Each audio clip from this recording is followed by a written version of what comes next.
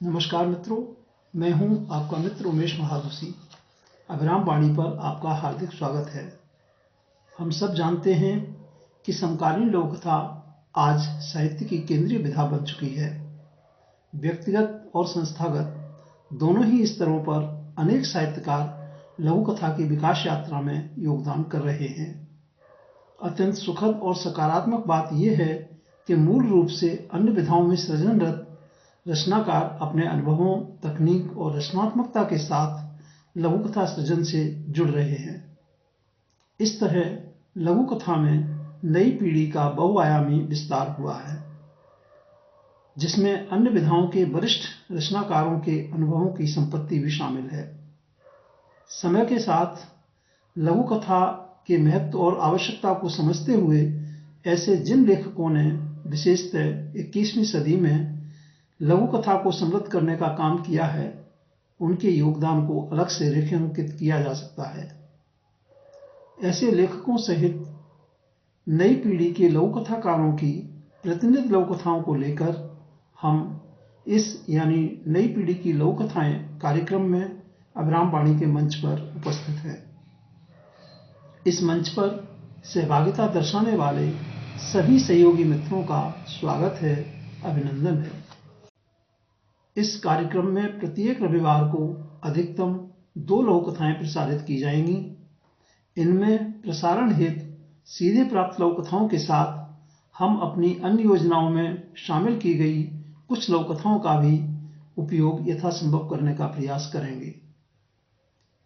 अनूठी लघु कथाएं कार्यक्रम के स्थान पर नई पीढ़ी की लघु कथाएं कार्यक्रम अगली सूचना तक जारी रहेगा।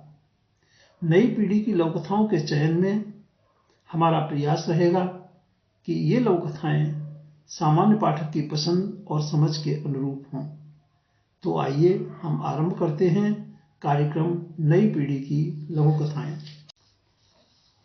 आज की प्रस्तुति में शामिल है नई पीढ़ी की एक प्रतिनिधि लघु कथा, जिसका शीर्षक है मुराद। सुश्री अरविना गहलोत जी की इस लघु कथा का वाचन उमेश महादोशी यानी मेरे द्वारा किया जा रहा है। यह लघु कथा अभिराम साहित्यिकी के अक्टूबर-दिसंबर 2022 अंक में शामिल है।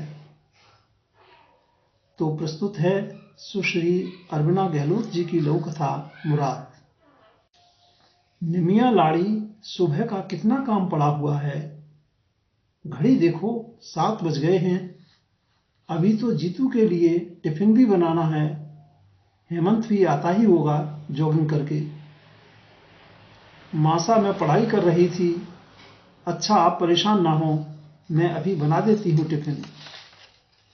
निमिया ने अपनी साड़ी का पल्लू कमर में खोसा और अपने देवर जीतू के लिए टिफिन बनाने में जुट गई। हेमंत के लिए जूस निकालते हुए सोच में पड़ गई। सुबह ही तो मन लगता है पढ़ाई में, लेकिन ये काम करूं तो क्या करूं। जूस टेबल पर रखकर फिर से आ बैठी पढ़ाई करने। हिंदी लिटरेचर का पेपर सर पर है, लेकिन घर गृहस्थी की चक्की। शादी से पहले माँ ने बापू सा से कहा भी था कि छोरी की पढ़ाई पूरी होने के बाद ही परिणाम। तब बापू बोले, निमिया की माँ, तुम चिंता मत करो, मेरी लड़के वालों से बात हो गई है, वे पढ़ने पर रोक नहीं लगावेंगे। मेरे ससुराल में आने पर पढ़ने पर रोक तो किसी ने नहीं लगाई, पर काम काज तो करना ही पड़ेगा। काम और पढ़ाई के बीच मुझे ही सामंजस्य स्थापित करना होगा। ओ लाड़ी, तुम क्या सोच रही हो? तुम्हारे पेपर कब से हैं? माँ जी, अगले हफ्ते से शुरू हैं। लाड़ो, चिंता छोड़ो, पहले नाश्ता करो। जब तक तुम्हारी परीक्षा चलेगी तुम काम की चिंता मत करना, मैं कर लूंगी। तुम तो अपना ध्यान पढ़ाई में लगाओ। निमिया की आंखें इतना प्यार देखकर सजल हो उठी। उसे लगा जैसे केयर करने वाली माँ मिल गई।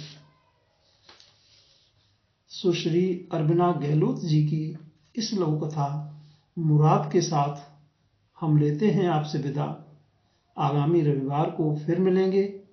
नई पीढ़ी की लघु कथाएं कार्यक्रम की श्रृंखला को आगे बढ़ाने के लिए आप अपनी नियमित योजनाओं में सफल हों, जीवन में भरपूर ऊर्जा और उत्साह से आनंदित रहें।